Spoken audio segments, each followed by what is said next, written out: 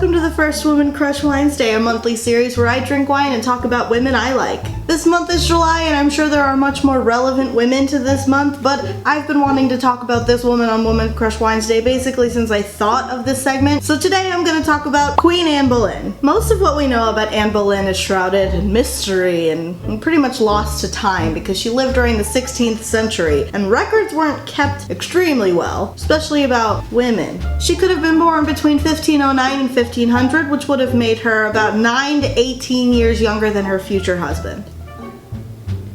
Anne grew up in a comfortable home with her brother George and her sister Mary, who both proved themselves to be important to history eventually. Mary Boleyn, Anne's sister, is famous for two reasons. The Other Boleyn Girl by Philippa Gregory, and because she actually did have an affair with King Henry that basically ruined her life, her brother's life, and her sister's life. But actually that's not really Mary's fault, that's really society's fault, and society at the time and how they viewed women and virginity. Anne was educated and she spent time at both French and English courts before she met and caught the eye of a very married and very powerful man, King Henry VIII. Henry's marriage to his first wife, Catherine of Aragon, was fading due to her gain in weight, her declining health, and the fact that she never gave Henry a son. Henry is arguably most famous for basically creating Protestantism, even though he was a devout Catholic, just so that he could divorce Catherine. He and Anne had a kind of flirtationship that escalated, and he even stepped in and stopped her from marrying Henry Percy, who she very much could have been in love with. I guess she just decided that if she couldn't be a countess or whatever, then she was gonna be the queen. Goals. Anne and Henry were together for 7 years before Henry finally broke from Rome and created the Church of England. He immediately granted himself a divorce from Catherine based on the grounds that she may or may not have slept with his brother when she was married to him, and then he married Anne. Many people believe that Anne was actually pregnant before they got married, and that's why they had to rush into it, but I kind of believe that after breaking from Rome and causing a European scandal, they just wanted a little bit of privacy. Although, given their personalities, or what we know of their personalities, it may just be that she really was pregnant and they didn't really want anybody to know.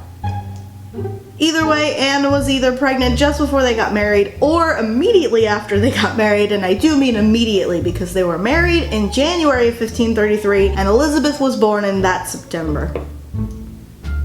Throughout her time as queen, Anne was pregnant 3 times, but Elizabeth was her only surviving child. Anne was super outspoken and ambitious and opinionated, and she liked to get what she wanted, and I like that about her a lot. But given her circumstances and the time in which she lived, that wasn't exactly her best quality. That, mixed with the fact that after 2 years of marriage, she still hadn't given Henry a son, his interest in her started to wane. And because of her outspokenness, she started making enemies and losing support in court, which is not good for a queen. A lot of people actually accused Anne of seducing Henry into breaking from Rome and outcasting their beloved Catherine. Plus, there's the fact that no one would dare defy Henry because he was the king and, you know, he had already outcast one of his wives, so why would anybody speak out against him? And, according to his own doctrines in the Church of England, he had decided that he was the divine representation on earth. Everyone turned a blind eye to his infidelity. If you were a man in the 16th century, it was pretty much okay, especially if you had a lot of money, to have affairs with a lot of women. But if you were the woman, not so much. He had an affair with one of Anne's cousins, Madge Shelton, who was one of her ladies-in-waiting, and at least on the show The Tudors, Anne kind of orchestrates that affair because at least she knows Madge.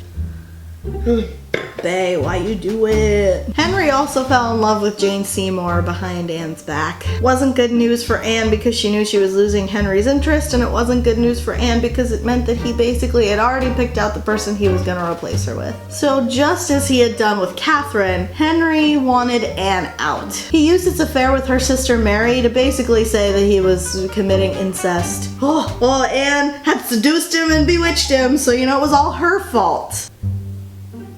But a more legitimate answer to Henry's problems basically fell into his lap. There were already rumors spreading that Anne was sleeping with other men. The worst of all is that people were spreading the rumor that Anne was sleeping with her brother George to try to conceive a son. Some people believe that she actually did try to sleep with George and that they stopped before anything could really happen because they were both just so disgusted with each other. I don't tend to believe that. I think that whoever made the rumor up just didn't like Anne and wanted her gone. George is hella gay on the Tudors.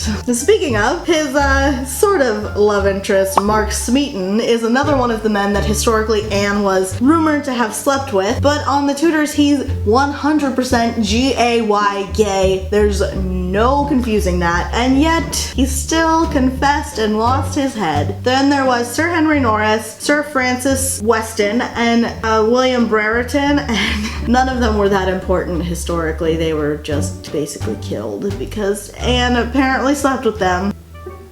Anne was arrested on May 2nd, 1536, after only 2 years of marriage. Her daughter Elizabeth was just shy of 3 years old, and Anne was only about 27 to 36. Anne was beheaded on May 19th, 1536, and that day lives in infamy, basically. Here's to Anne.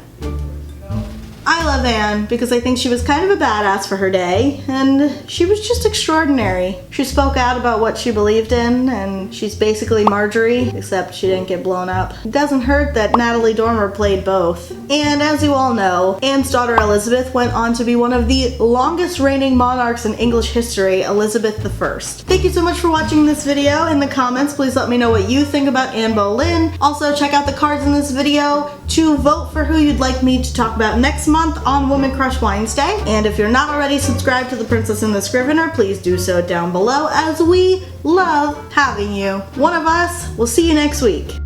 He granted himself a divorce on I'm laughing at that. What did I write? I shouldn't drink.